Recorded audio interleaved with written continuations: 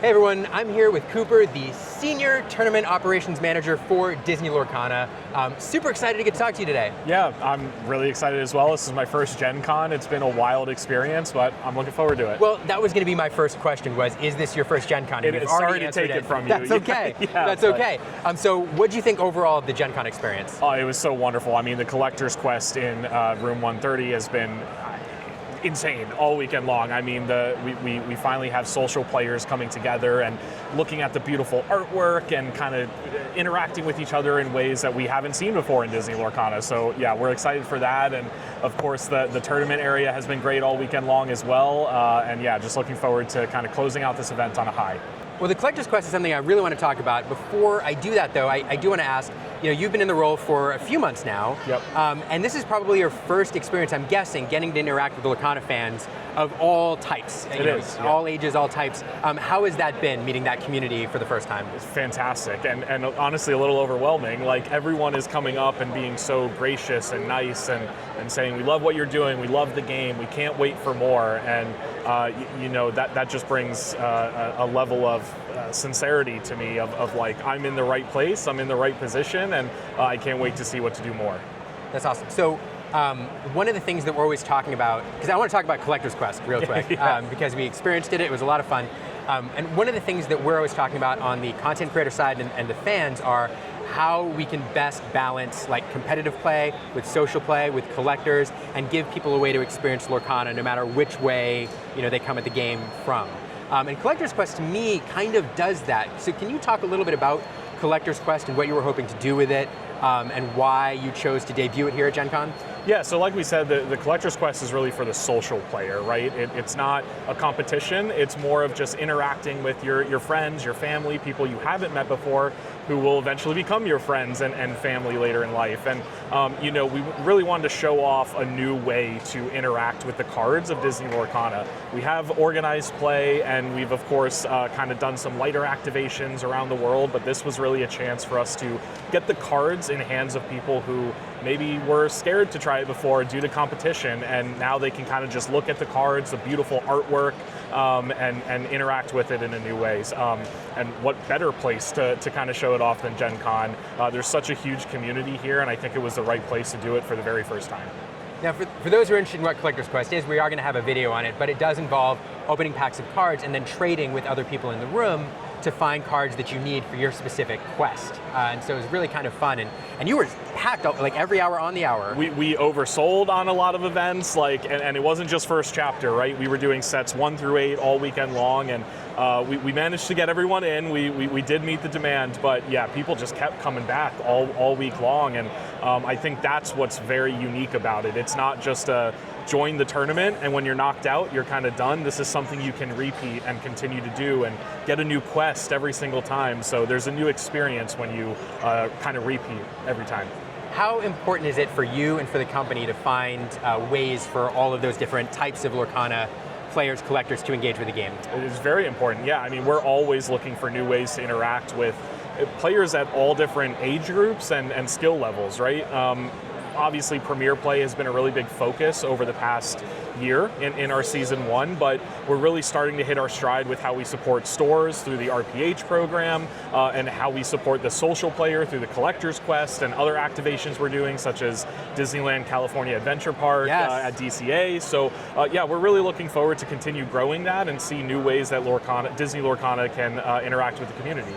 And as we're looking to do that, how important to you is, because a lot of people out there watching, a lot of fans, Disney Lorcana players, have all sorts of ideas. How important is fan feedback to you and getting that feedback from the community? It's the lifeblood of the game, right? Like, if we don't hear from the community on what they want, what they like, what they don't like, we can't move forward properly, right? We of course have our own ideas, and we're going to always put those into place. But to make this game successful, it has to be community driven with us.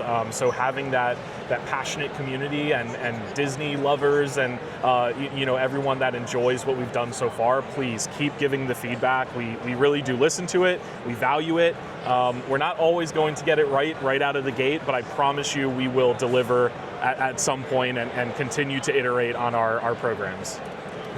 I love that you said that. And so speaking of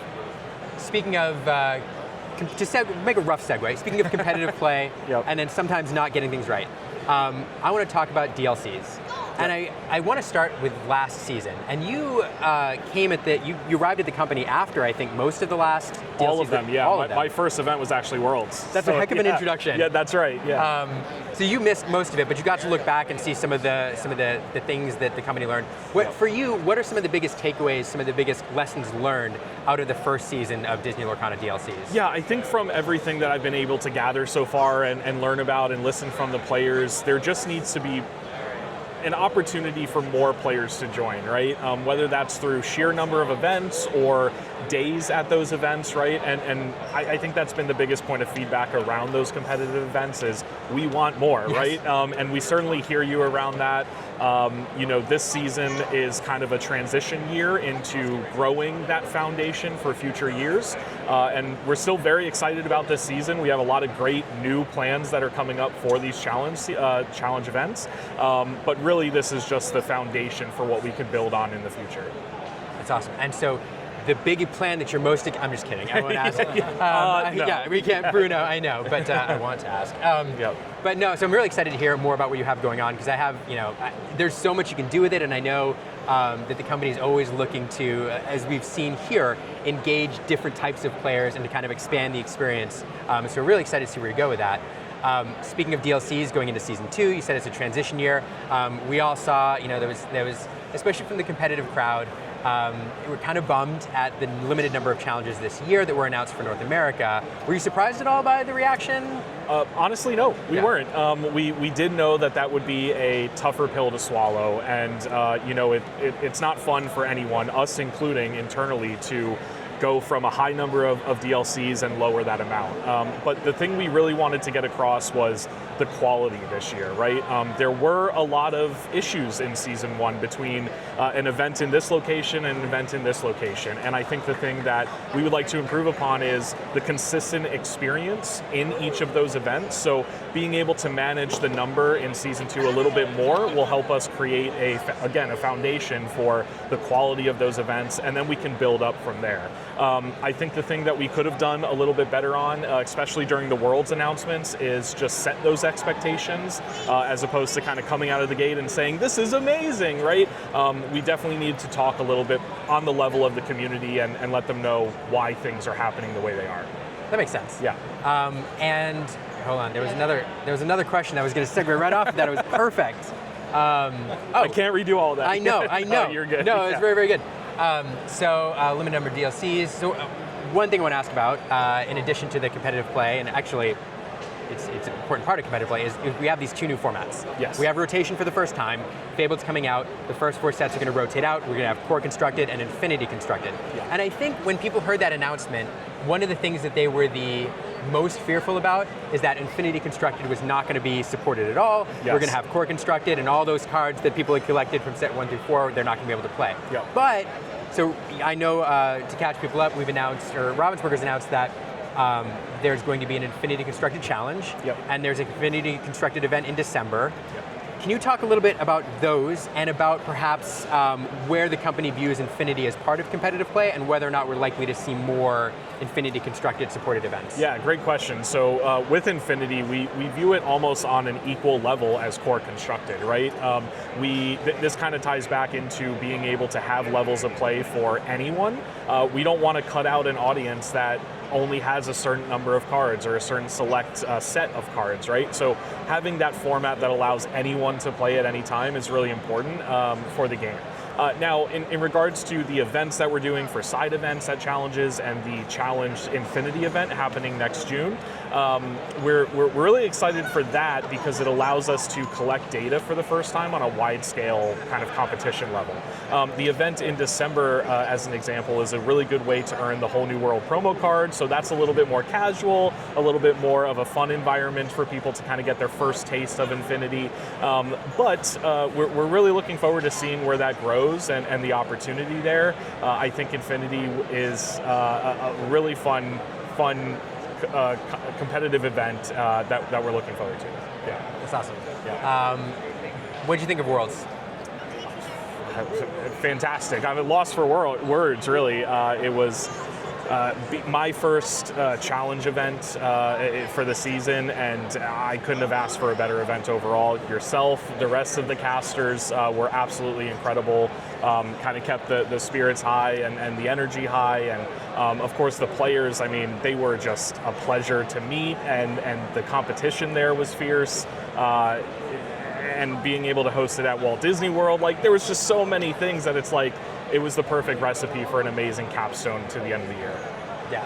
I mean, personally, I loved it. But when people ask me to describe it, I'm like, I don't know how. You know, it was super cool. Yeah, it was unique. Yeah. For some hard-hitting questions now, would you consider yourself a Disney fan? All the way, yeah. Ever since I was a child, yeah. What's your favorite part about Disney? Favorite franchise? So, favorite franchise is Lion King.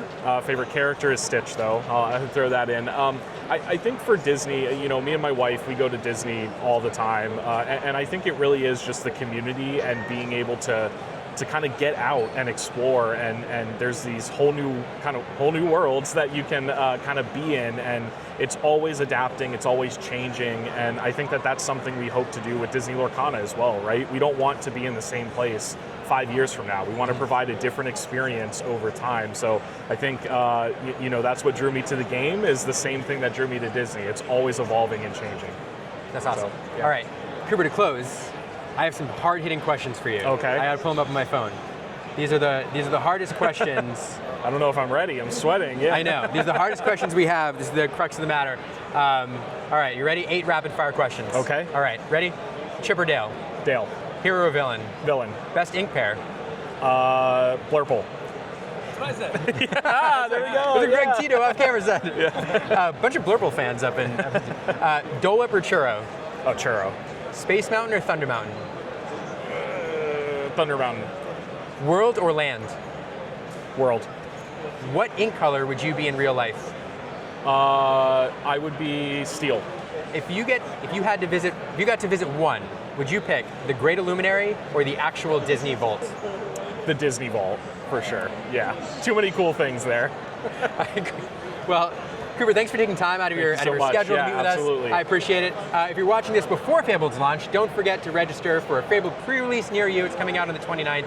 And if you haven't been to Gen Con before, consider coming next year, because I can tell you the Ravensburger team goes all out. I'm a fan. Yes. Thanks again, Cooper. Thank Talk to you. you later. Appreciate it.